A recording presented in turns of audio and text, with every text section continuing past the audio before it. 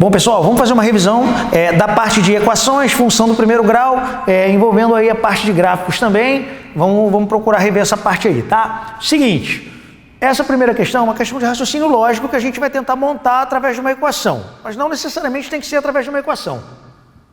Um copo cheio de água pesa 385 gramas e com 2/3 de água pesa 310 gramas. Pergunta-se, letra A, qual é o peso do copo vazio? E letra B, o copo com 3/5 da água. Então veja, dá para fazer, gente, como eu falei, raciocínio lógico, dá para fazer meio que de cabeça. Qual é a diferença de 385 para 310? 75 gramas. O que tem de diferença desse momento para esse momento? 1/3 da água, né? 1/3 da água saiu do copo. Então a gente teria 1/3 da água valendo 75 gramas. Então a água completa, 3/3 da água, 3 vezes 75 gramas, que daria 225. Então a gente poderia encontrar a diferença desse valor para o 225, que é o peso do copo. Já seria rápido, tá? Mas, se você quiser, a gente pode fazer essa questão equacionando. Ó, eu posso chamar o peso do copo de X e o peso da água de Y. Então veja, o copo mais a água completo, 385 gramas, é o que está sendo falado aqui. Agora, se tiver com 2/3 da água, 310. Então veja, o copo mais 2/3 da água é igual a 310, que é o que foi falado aí. Tá certo? O que dá para eu fazer para dar uma arrumadinha nessa segunda equação? Posso multiplicar por 3 aqui, ó, tirando MMC, e aqui também tirando MMC. Portanto, a segunda equação dará 3x mais 2y igual a 930. Gente, veja só, 3x mais 2y, eu poderia escrever x mais 2x mais 2y. Você percebe alguma diferença no que eu fiz aqui? 3x, ó, eu só abri x mais 2x. Por que eu fiz isso? Porque eu não tenho aqui que 1x mais 1y é igual a 385. Se eu tenho que 1x mais 1y é igual a 385, se eu dobrar o x e dobrar o y, basta eu dobrar o 385. Então daria 770. Tá certo? 770 seria o valor desse resultado aí. Passando 770 para o outro lado negativo, eu teria 930 menos 770. Gente, 930 menos 770 daria exatamente 160 gramas. O que é o 160 gramas? É o peso do copo. Então tá aqui, ó. Copo vazio, 160 gramas. Tá certo? Se o copo vazio é 160 gramas, quanto é o Y? Só substituir. 160 mais Y é igual a 385. Daqui eu tiro que o Y vai valer 225 gramas. Esse é o peso da água completa dentro do copo. Perfeito? A pergunta que ele faz na letra B, ó, a letra A já está respondida. Copo vazio, 160 gramas. Na letra B, o que ele pergunta? 3/5 da água no copo. Então vai ter copo mais 3/5 da água. Olha aqui, ó. Então a gente tem essa conta para fazer.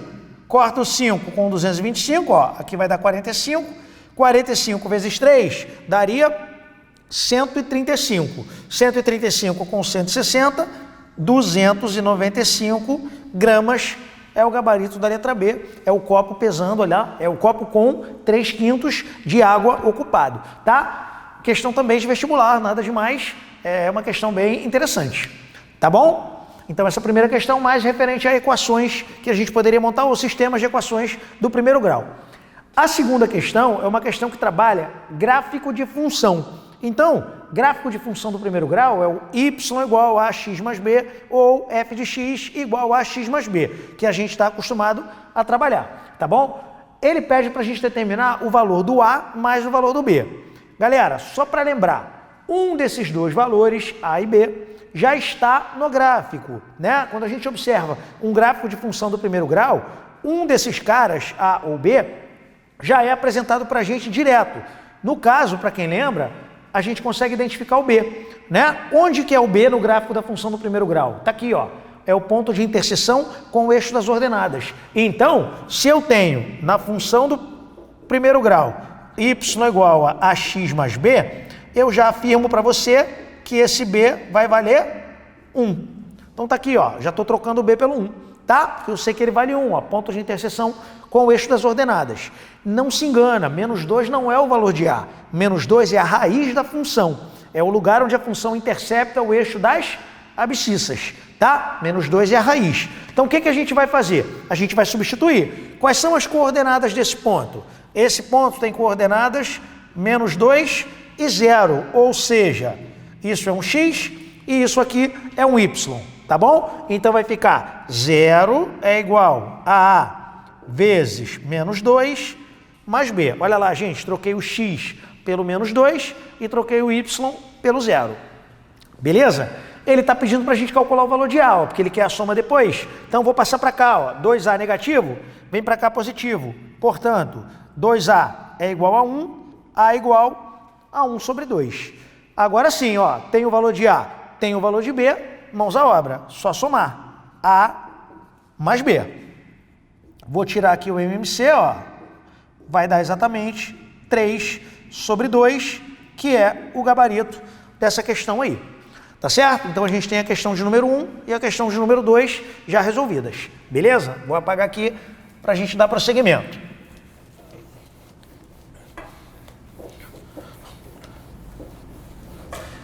Pessoal, a questão de número 3, particularmente é uma questão que eu curto bastante, é uma questão do Enem. Olha só, ela trabalha a parte de função do primeiro grau, né? Mas ele aplica naquela interpretação que o Enem te cobra de gráficos e tabelas, tá? Então veja só. O excesso de peso pode prejudicar o desempenho de um atleta profissional em corridas de longa distância, como a maratona, a meia maratona ou a prova de 10 quilômetros. Para saber uma aproximação do intervalo de tempo perdido para completar uma corrida devido ao excesso de peso, muitos atletas utilizam dados apresentados na tabela e no gráfico. Então a gente tem uma tabela para você analisar e um gráfico para você analisar. Tudo junto. Usando essas informações, um atleta de ossatura grande que pesa 63 quilos e tem altura 1,59 m vai correr a meia maratona. Pode-se estimar que, em condições de peso ideal, teria melhorado seu tempo em quantos minutos? Então vamos analisar. O que foi fornecido pela questão? O atleta tem altura 1,59 m. 1,59 m, a altura, ó, ele teria que ter um peso ideal de 58 quilos para poder correr em perfeitas condições. Legal? É isso que vai acontecer? Não. Por que não? Porque o atleta pesa 63. Então ele está exatamente quanto? Ele está 5 quilogramas, que é 63 menos 58, acima do seu peso. Tudo bem? Aí vamos analisar agora o gráfico. Olha aqui, ó. Tempo perdido em minutos para cada quilograma acima do seu peso ideal. A cada 1 quilograma, ó, ele perde 0,62 se for uma prova de 10K, ele perde 0,67 se for a meia maratona ou 1,33 minutos se for uma maratona completa de 42 quilômetros, tá? O que a gente vai fazer? Vamos observar a prova que ele vai disputar, meia maratona. Então tá aqui, ó, meia maratona é essa linha aqui do meio. Ele perde, por cada quilo que ele está acima do peso, 0,67 minutos. Então, ó, para 1 quilo acima do peso, ele perde 0,67 minutos. Para 5 quilos acima do peso, ele perde X. Só multiplicar cruzado e aí você vai encontrar, ó, que o tempo total que ele perdeu é de 3,35 minutos, né? Ele poderia ter feito um tempo melhor em 3,35 minutos, caso ele tivesse nas suas condições ideais, tá bom? E tem mais uma questão aí que eu trouxe para vocês de função do primeiro grau, uma questão do Enem. Olha só, o percentual da população brasileira conectada à internet apresentou nos anos de 2007 a 2011, conforme o grupo, a tendência está mostrada no gráfico. Na verdade eu li errado. O percentual da população aumentou nos anos 2007 a 2011. Ponto. Conforme dados do grupo, essa tendência está apresentada aqui no gráfico para a gente. Beleza, agora sim. Suponha que foi mantida para os anos seguintes a mesma taxa de crescimento nesse período de 2007 a 2011. Então veja, 2007 para 2011 você tem 2008, 2009, 2010, 2011. 4 anos se passaram, beleza? A gente tem um aumento no percentual, ó, de 27 para 48, ou seja, aumentou 21% em 4 anos. Pessoal, só que esses gráficos seguem uma função do primeiro grau. Se segue uma função do primeiro grau, a gente pode afirmar que a função do primeiro grau tem uma taxa de crescimento que é constante. Ou seja, se cresceu 3 no primeiro ano, cresceu 3 no segundo, cresceu 3 no terceiro, cresceu 3 no quarto. Então, como que a gente pode raciocinar essa questão? A gente pode ver qual foi o crescimento total. Ó, de 27 para 48, aqui ó, de 27 para 48, você tem um crescimento total de 21%. Esse crescimento aconteceu em 4 anos. Então, olha só, 21 dividido por 4, a gente vai fazer essa conta. É como se fosse 10,5 por 2, que daria 5,25% ao ano. Olha lá. Tá vendo? Essa é a taxa de crescimento que é constante, ó. Ela vai crescendo de forma linear. Perfeito? O que ele está perguntando? Qual a estimativa para o crescimento percentual de brasileiros conectados à internet em 2013? Então, ó, de 2011 para 2013, vai aumentar o que tem que aumentar para 2 anos. Então, vai aumentar o dobro de 5,25, ou seja, vai aumentar 10,5, tá bom? Então, o que eu vou fazer? Em 2011, eram 48%, eu espero que em mais 2 anos seja o dobro de 5,25, que dá 10,5. Somando esse resultado, a gente vai ter, ó, conectados à internet, a expectativa é de que seja de 58,5%. Tá bom? Então a gente tem aí a nossa revisão da parte de função do primeiro grau.